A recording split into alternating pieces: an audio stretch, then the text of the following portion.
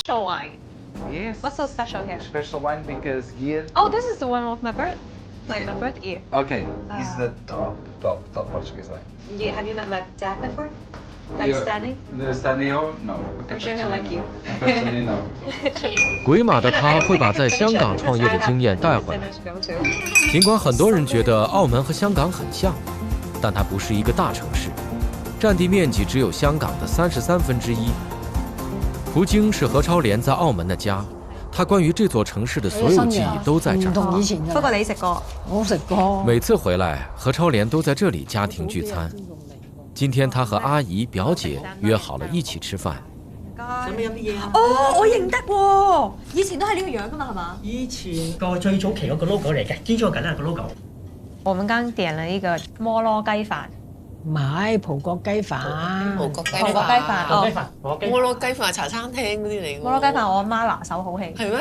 唔咩啊係番茄蛋冇食過咩咩？你阿媽？摩羅雞飯你冇食過？我未食過喎。你成日都煮嘅。係咯你老豆中意食啊嘛。係啊，哦，你係咪好驚你阿媽嘅細個其實？梗係啦，超驚嘅唔該。而家唔驚唔驚？而家唔驚。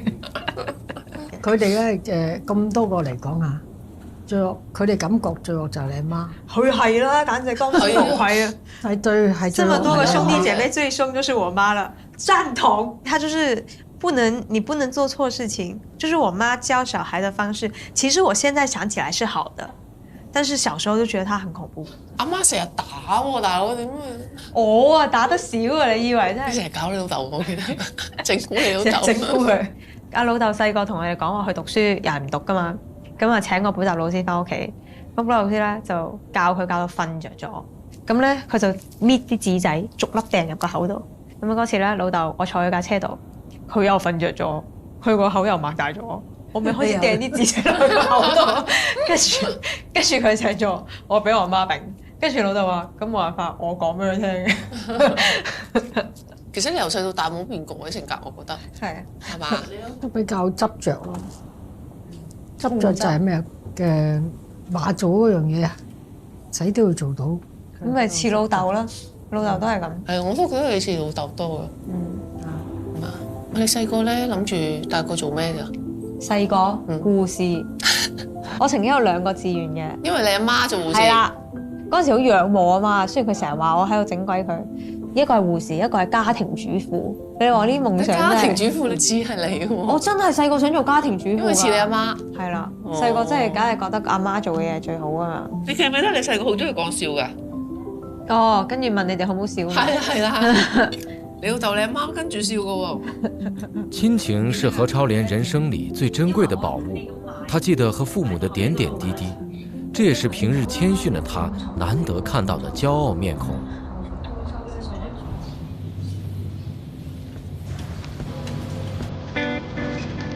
最能感受老澳門的是陳顯耀工作室半徑500米以內的地方。喂，今日唔射嘅。這裡聚集了澳門最多的世界遺產。街坊茶樓、神香佛器老店仍然維持自身步調，保留着傳統的商業生態。今日冇嘢做啊？佢話呢個係你喎，你睇得你自己認得。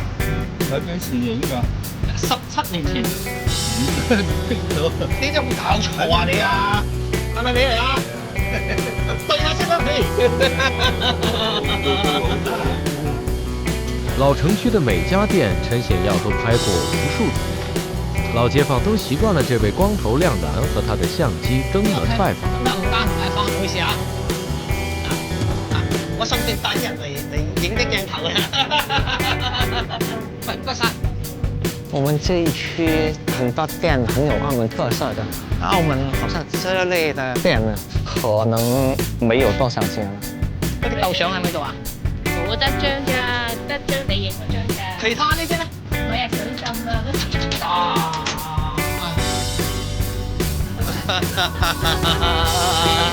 這張照片就是當年我在這裡拍的，這個店是很有名的，做的粽子。有咩嘢得嘛？有咩特別嘢？冇咩特別嘢。嚇？冇咩特別嘢。喂，小心啊！今晚喎。係啊。喂，都唔知嚟㗎。唉，咁我真係犀利，打一個人。受地理位置影響，澳門經常有颱風。天鴿係幾時啊？幾月㗎？ 2017年8月23號。哇，好記性。好，黑格地2008年，其實係9月23號嘛。咁啊，山竹咧？山竹係2018年8月17號。哇，犀利！佢係我個顧問嚟嘅，即係攝影師係跟住我話，我山天鴿咧，佢全家幫我影到我咁厲害啊！我驚天鴿嗰時浸死佢啊，所以同佢影一張。如果啲鑊浸死咗啊，啲遺張遺照嚟㗎啦。係啊，遺照啦。啊，這個店大概到這裡吧。咁高啊！我度浸到咁高，這裡。當時的店鋪。這裡啊，這裡到這裡。我在2017年的時候，澳門最大的一次水災，我在街上。因10號風球而生的陰影，至今沒有遠離澳門人。他們玩笑裡的人情味兒，沖淡了這段記憶帶來的傷痛。淹死了他，可能是他的遺照啦。呢件嘢邊度做㗎？平價嘢嚟嘅。啊？有得張㗎嚇？我哋帶啲朋友去第二度影下，冇嘢影喺度得㗎嘛，大佬啊！你間嘢唔夠規格唔影你嘅。唔夠規格呢？真係我知道我哋承認。大家好朋友。好，走，好，唔該曬喂。現在的澳門人普遍有了天鴿後遺症，一旦掛起8號風球，不用提前打電話就默認所有約會取消。達哥也不例外。今天聽這個 Takanaka。打雷的聲音開始，打雷了，再搖滾的音樂也不能讓達哥擺脫對颱風的恐懼。哇！我真係好怕颱風，因為細個嘅時候我真係一打親風我驚。我細個住啲鐵皮屋，咁我哋又會點樣會水浸啦。跟住之後我就話，以後咧我選擇我住嘅地方有2個條件，一個條件一定喺斜坡度，第2個地方咧。賽車嗰個跑道旁邊嘅，咁啊1樓。對啊，從這裡上來的，這個葡京灣。達哥是第一代玩車的澳門人，小時候買不起大賽車比賽的票，只能爬到樹上看。長大後買房子的首要條件就是能在家裡看賽車。最快了，摩托車是很快。我係一個電台嘅 DJ 啦 ，Shop 我係一個平面設計師啦 ，Shop 我亦都係一個服裝設計師啦 ，Shop 我又係一個老師啦，咁我自己又係即係做樂隊裏邊嘅一個成員啦，又係一個愛好者咁車愛好者，藝術愛好者，我都喜歡翻去睇車，在家裡，其實台車是可以開的。細個就已經好中意車嘅嘢㗎啦，好中意睇賽車，所以喺呢度就呢間屋就係可以成日都可以睇賽車，每一年都可以喺度睇賽車。咁我有一個朋友咧，佢就知道我中意啲咩咧，即係我嗰個做消防員嘅朋友阿強。我同阿強我認識30年啦，佢對澳門嘅車真係好熟嘅，然後為咗去睇車就扣留咗啦，我應該要快啲去攞翻佢。呢架車我好中意嘅，但係我已經2年冇見過佢啦。而家佢已經放喺一個戶外嘅地方，受住颱風，受住我唔知會唔會有水浸。這個心情很複雜。一次交通事故讓達哥2年沒見到愛車。我也害怕。都說男兒有淚不輕傳，可老朋友遭的罪，在他心裡不知道預演了多少次。所以而家我架車應該要點樣去搞翻出嚟咧？我就要揾呢個阿強去同我諗一諗佢啦。還沒到取車的日子，達哥已經迫不及待想去看看。這是我爸爸。見到老爸也只是草草打了個招呼。出發啦！老城路窄是出了名的，車比車位多的極端條件，更是讓人人都成了車神。今年搞唔搞賽車未知喎，你叫我嚟睇度跑道。哇！你知唔知今次？喂，早幾日我睇 James Bond 喎。達哥的愛車體質吸引了超級懂車的阿強。2個陌生人騎摩托車在街上偶遇，就像開着雷達一樣相互吸引，聊車聊成了幾10年的朋友。泥黃色嘅呢啲啊！哦，呢啲啊！呢啲啊！哇！你真係睇睇啊！哇！真係想睇呢架車喎！你20零歲揸就唔好睇嘅。哦，咁梗係啦。有啲嘢要配合嗰年紀嘅。大賽車的賽道就在城市裡。阿強以前是車手，今天開車的路80%他都飆不上，一不小心就漂移了，吓得摄影师机器差点掉了。收佢慢啲，收佢慢啲。嗱呢度佢個車，好似斜睇，藍色藍色禮題，白色頂嘅，白色頂嘅，藍色禮題。睇先。唔係好大鑊啫喎。冇嘢啊，嗰車冇嘢。哇！幾多經典車？有啲車梗係表面消失咗，仲喺度見到。喂，有啲舊嘢喎。係啊，16941呢個我啊。嚇？我買俾個 friend 16941啊。M7890啊，見唔見啊 ？M7890。電單車啊！哇 ！M7890咁靚嗰牌。學車嗰時咧考牌車嚟嘅，即係咁嘢。哇！嗰個藍色㗎，你啊，4450。大概小時候看到心愛的玩具就是這個表情吧。我16941咪呢啲咯。喂，鴨尾嗰1426，喂，好多好嘢喎。M7024啊，9786。786。幾多過氣名車嘅啫。誒，狀態不是很差，挺好，我覺得都 OK。就一半放下咗心頭大石一半，因為未睇裏邊，外邊就望埋去外邊都應該 OK。但係裏邊嘅車嘅裏邊係點樣咧，就要暫時未知。個車牌係邊個嘅？架車係屬於邊個嘅？車主係邊個？阿強就最清楚啦，呢啲。全澳門。車是他們城市記憶的載體。今天這一趟，好像又回到了風馳電掣的少年時代。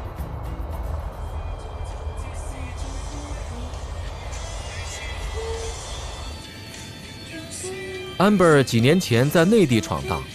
做過保險、電商模特，為了參加澳門小姐比賽才回來。回歸後，澳門小姐10年才辦一次。Amber 當年報名很積極，因為這是她人生中唯一的參加機會。戴口罩出門了。工作都會背一個很大的，比我的人這麼大。就背着那麼大的包一直到處去啊，就是全部都是裝拍照的衣服或者相機或者是鞋子什麼的。因為我們都離學校很近，反而你住的跟學校越近，你就會越晚出門，然後越晚出門你就會練得要跑，所以我走路都很快。你覺得我走路很快嗎？是嗎？那我慢一點。在一個自己掌握步調的慢城市裡，快是一種別樣的風景。澳門拼命小姐滿一天的工作又開始了。我自己的習慣是把所有工作安排在一天，譬如說我拿了幾個 order， 然後就一天化一個妝，全部一天拍完。譬如說一天趕3場，那我就可以一個妝化好一個妝趕3場。對，說白了就是他懶。這是效率，對吧？澳門人都很有效率的。因為距離近，一天轉3場的工作很快完成。在澳門，人心也和空間距離一樣近，朋友就在身邊，快樂來得很簡單。頂你啦！Emma 姐對，Emma 姐說什麼都對。來，幫我拍照，快點！哇，你們現在擁有全澳門了。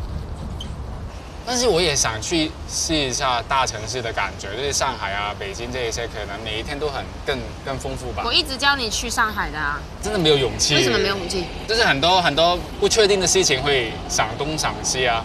他是那種 planning 的人，踏實的，我還對，他是那種他是冒險的女生，冒險的女生。誘人的社會福利讓澳門人更願意留下，待在自己的舒適圈。就連 Amber 的媽媽也一輩子沒有走出過她生活的筷子基。可是我也是冒險完了，我才回澳門的。哦，冒險完了。對啊，失敗了。失敗了。也沒有說失敗，是學習。我不會覺得是失敗啊。那我起碼我去了，我是成功的啊，是嗎？對。我對比沒有去的是成功的啊。沒有後悔。沒有後悔啊，我就是從中學到非常多東西，我現在還是會回大陸啊。大城市應該很不一樣吧？很不一樣，我不是跟你說過了嗎？你得試了，你才知道自己合不合適跟喜不喜歡。跟你沒有去，然後你覺得自己怎麼樣？但是我這個人也是很難跳出那個 comfort zone 的。對。怎麼辦？沒有這個勇氣。就推自己一把，就那麼一次啊！可能你去，你又不用。在北京語言大學做交換生時，Amber 看到北京之大，於是選擇成為澳門少有的愛闖的人。可能你喜欢，你就会喜欢在那边啊。你还年轻，我觉得对啊，可以啊。你都大我2岁，你不年轻吗？也是啦。对啊，所以你要计划去吗？等你带我去咯。可以啊，就一起去啊。你现在那边红了吗？没有啊。还没红啊？你问什么屁问题？帮我等别人带我去好吧？小城市的好处是，想见你，肯定会马上见到你。好朋友薛凯琪特意来找何超莲玩，我想看他的反应，但是上去对比。本以为是来逛吃，万万没想到第一站是去澳门塔玩心跳马。薛凯琪很早就跟何大胆约定，除了演戏需要，她不跳伞不蹦极，除非是和未来老公，这一跳算是定情。何超莲选了难度低的高空行走，讓薛凱琪做起來。望下，我喺個綠色嗰度望。咁你都要填一張 form， 一出去而家你兩個就會見過呢份。係咪生死咗？Tilly，佢去到綠色嗰度已經填生死狀。再見啦。坚持，他非常坚持，就是飞出去，自己去，好紧。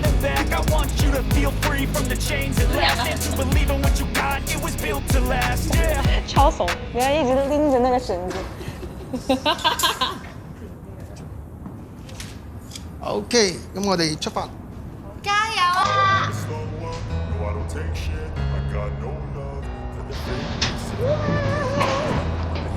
如果你覺得冇錯啦，你掹條繩爬，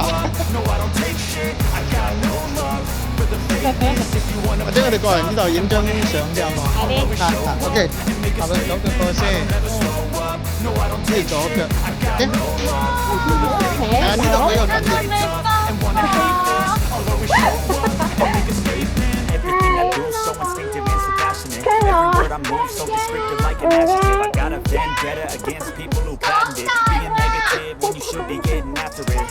你看他表情，你看他表情。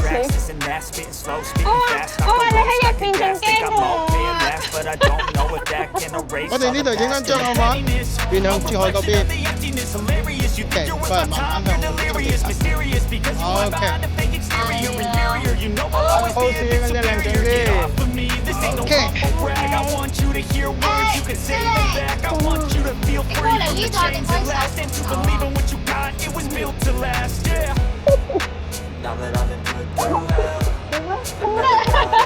放鬆放鬆，OK， 放鬆，係啦，放鬆個人，係啦，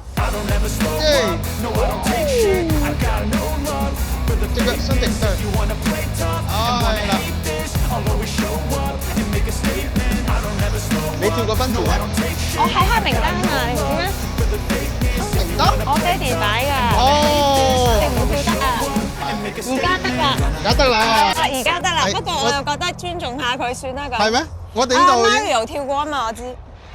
係啊。Mario 同我講，佢話我哋而家唔喺黑名單啦，我哋而家放翻出嚟啦。Lawrence 都跳過喎，前2日嚟跳咗喎。咪就所以咯。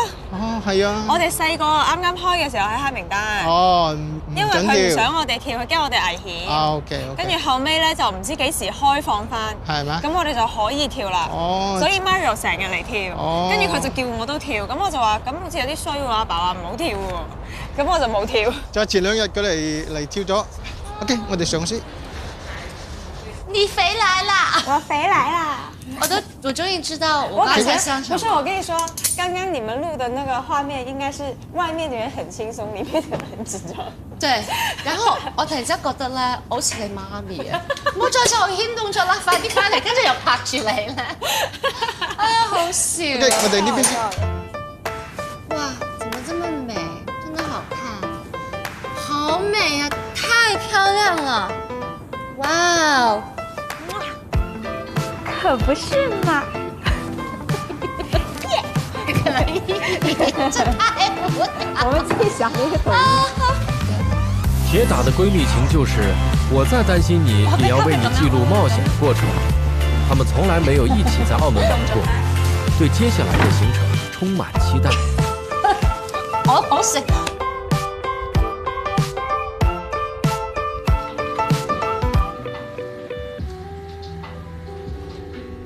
设计师的思维不是按常规运作的，比如达哥打麻将的时候，会一脸认真地根据色系码牌。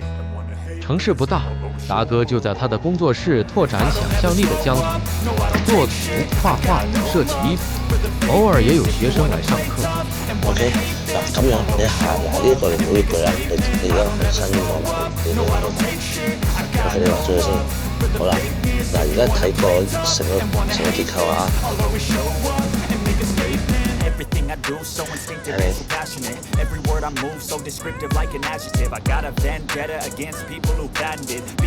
呢張澳門嘅平行時空系列最新嘅一張嚟，周一邊帶上澳門連接氹仔最舊嗰條橋，我呢條風好新界。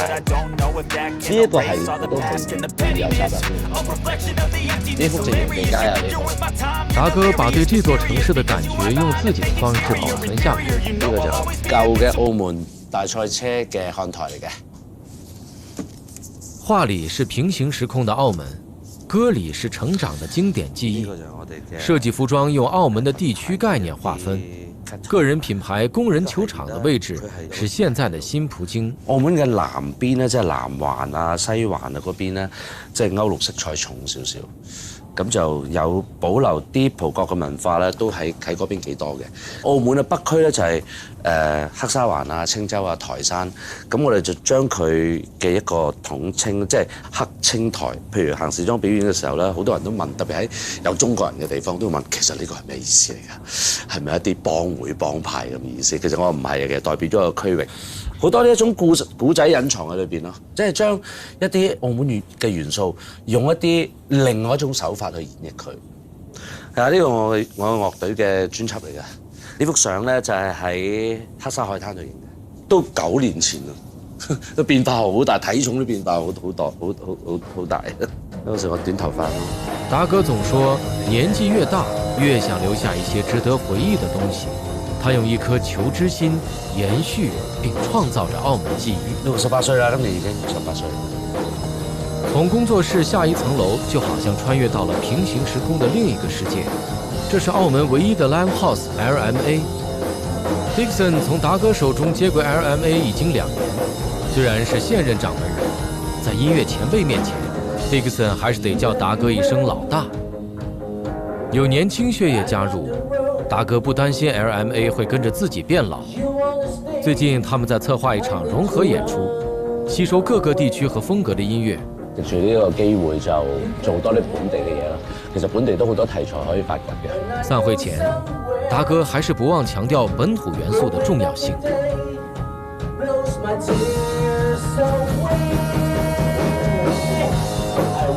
個社會個城市發展得越嚟越快。就等同於有好多嘢好快咁樣消失。第一個希望想自己將一啲有感覺嘅嘢，用我自己演繹方式保留落嚟啦，留翻呢啲都係一啲回憶、一啲經歷啦嚇。咁所以我都係刻意做呢樣嘢。即係你哋可能有自己啲 idea 都隨時可以同我講。係。真係㗎，隨時同我哋講話，其實你哋可以咁樣喎，你哋可以咁樣。係啊，冇錯，完全正啊！我覺得呢度好，就咁。辛苦大家。辛苦晒，thank you，感謝。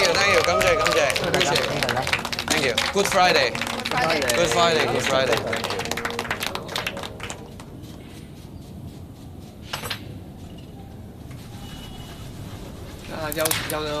又開始準備過年呢一波嘅嘢㗎啦嚇。而家唔同以前啊，以前我啊做到要開夜工嘅年紀啊，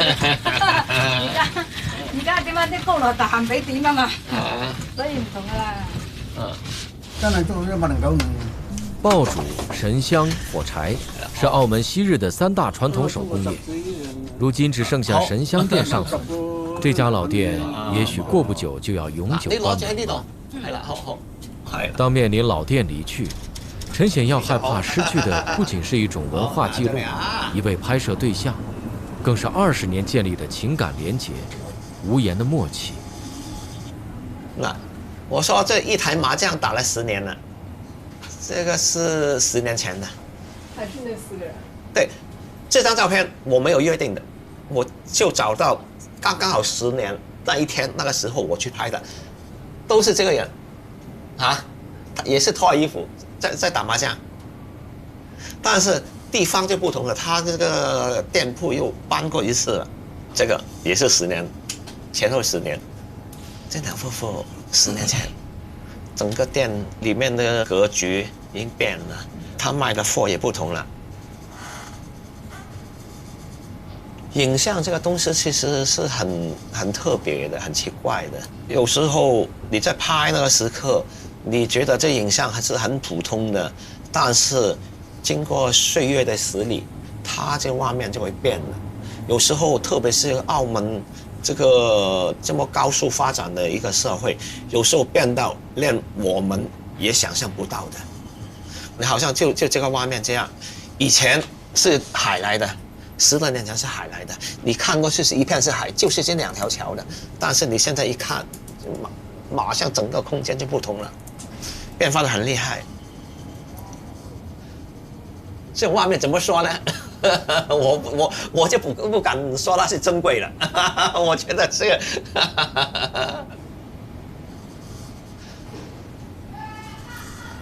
这条视频就是我拍的了。我能整个天歌最有現場感，就是我這片段。你去邊度啊？我地走翻啊？咩事啊？水浸啊！浸到水浸啊！喂，而家嗰個銀行做咩？而家銀行啊？你浸咗嗰個太陽機啦！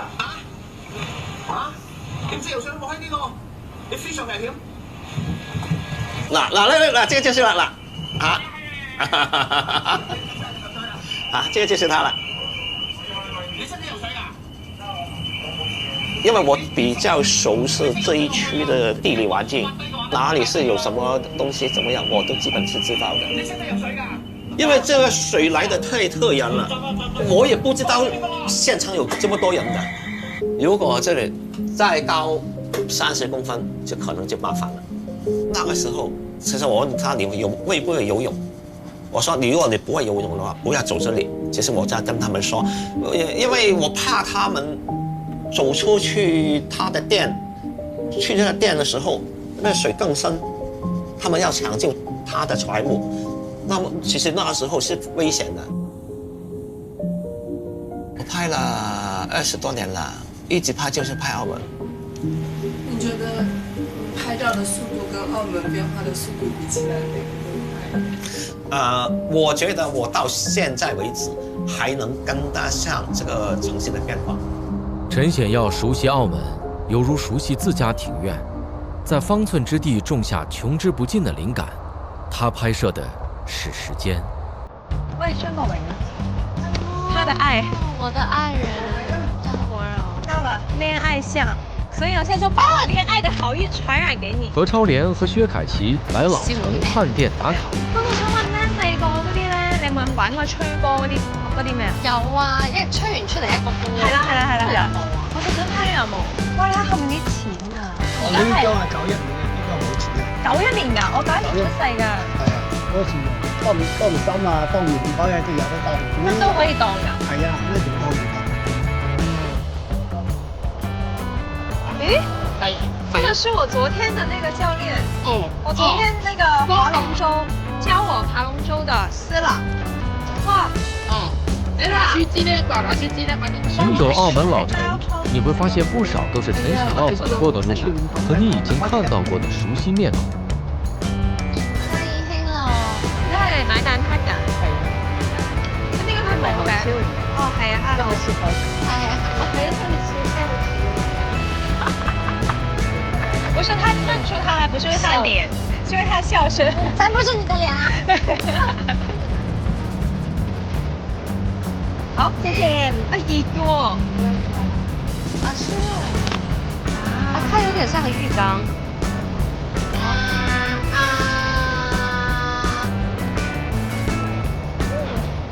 還不錯哎。但我喜歡更甜的。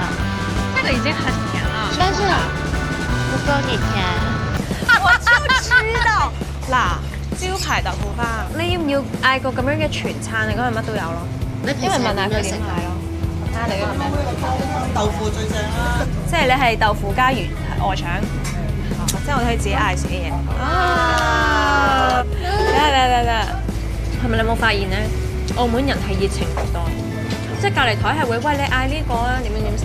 所以我喺度，尋日喺度錄我都話，澳門嘅人情味係好濃。哎，你覺得新葡京長得像什麼？花，蓮花。是，它是個蓮花，但是我覺得它長得很像一個菠蘿。就，所以你呢？你小時候什麼時候來澳門？你就常來嗎？小時候也挺長的，小時候都是爸媽帶我來，就是因為澳門很近香港嘛，所以如果爸爸如果工作很忙，就沒法去遠一點的地方旅遊，所以就選擇澳門。我們就常來澳門，然後就吃葡菜。所以小時候對我來講，澳門就是這回憶也是有點家庭的。對，我就是我爸會將來開會嘛，所以他開會我們玩。但是在澳門玩，小時候也不能出去。咁你哋玩啲咩？我哋係喺葡京，因為喺條街度驚危險，即係澳門細個治安唔係真係咁好咧，唔可以真係去咯。所以我細個都冇真係去。所以澳門對我嚟講就係我唔識呢啲街名啊，譬如可能去過大三巴一定去過啦，跟住你話手信街又有去過啦，但係其他啲好 specific 嘅地方我真係唔識。我嚟澳門我唔係食好多葡萄牙菜喎。你係食咩多？細啲嘅鋪頭咯，即係嗰啲澳門啲嘅牙茶餐廳啊，跟住澳門啲嘅嗰啲叫咩？澳門有個咖啡好飲嘅，係跟住葡撻啊。但我驚真係食唔到咁多。我今日係特登為咗呢個節目食嘢。我同你一樣，我頭先行過唔覺，你今朝有冇食嘅？我冇喎。我點解嘅？我係兩個機心都好重。我係諗住今日係嚟食嘢。身為賭王的孩子，何超蓮卻像澳門的遠親，對於這座城市的認知僅限於自家產業。一天的老城行走，讓他對澳門有了新的理解。澳門人悠閒生活的標配是到路環漁村吃不怕串，這裡有澳門最初恬淡質樸的漁村景象。我的像非常像美女國的，就差那麼一點點了，比起那個誰差很多啊。過去養蠔人潛水抓蠔，漁民住在水上的鐵皮屋，五顏六色的房子安靜地坐落在海灣高地。在路環過週末，不碰到熟人那是不可能的。我又唔見你，到幾日我帶手機過嚟。我們經常每天在這裡游泳聊天。陳顯耀在路環的黑沙灘游泳，這件事他也堅持了20多年。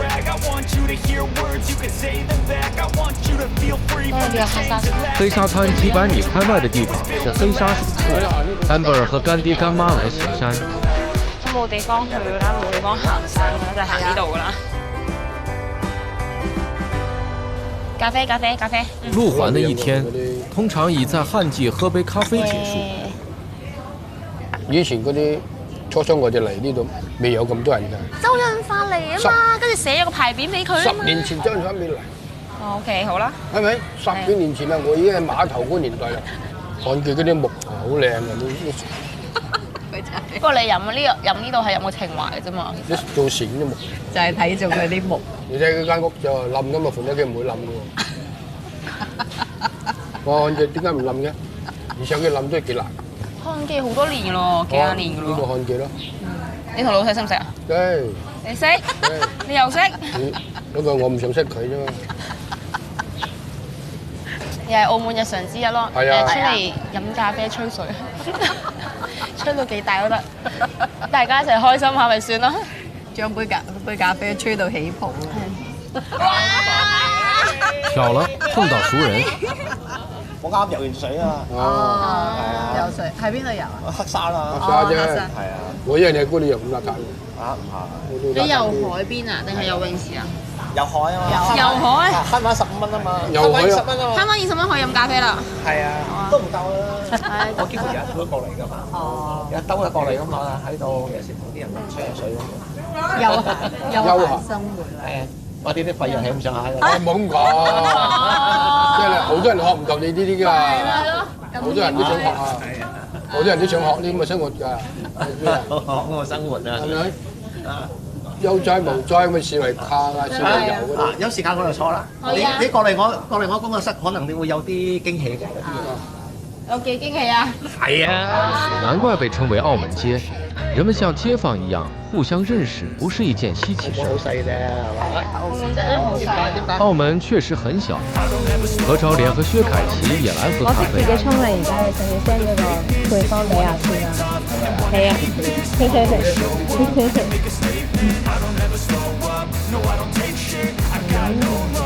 太多了，上次。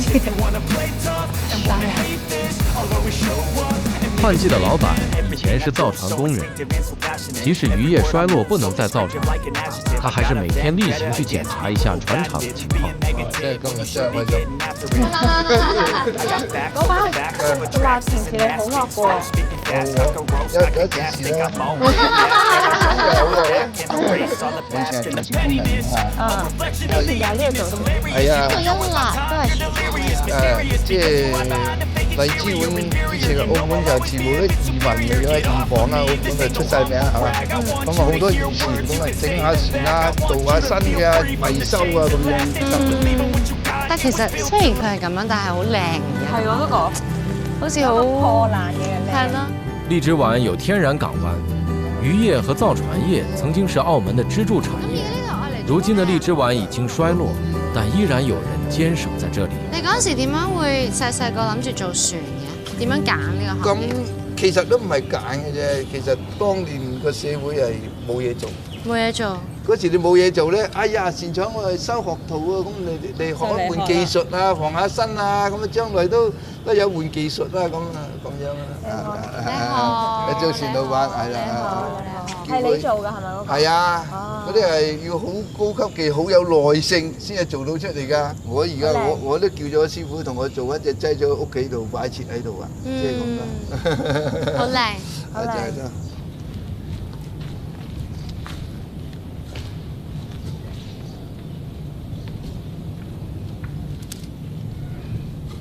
很厲害，裡面還是有真的那些東西的，好靚啊！想拍張相。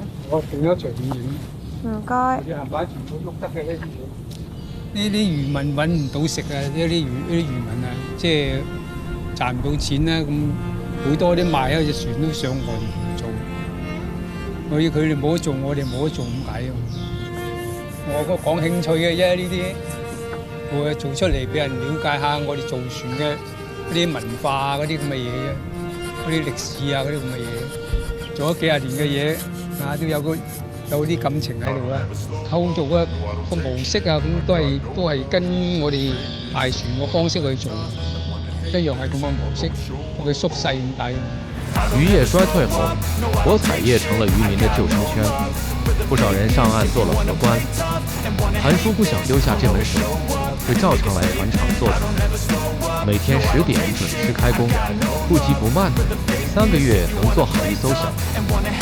幾個月後，何超蓮給韓叔打來電話，他想定做一艘船。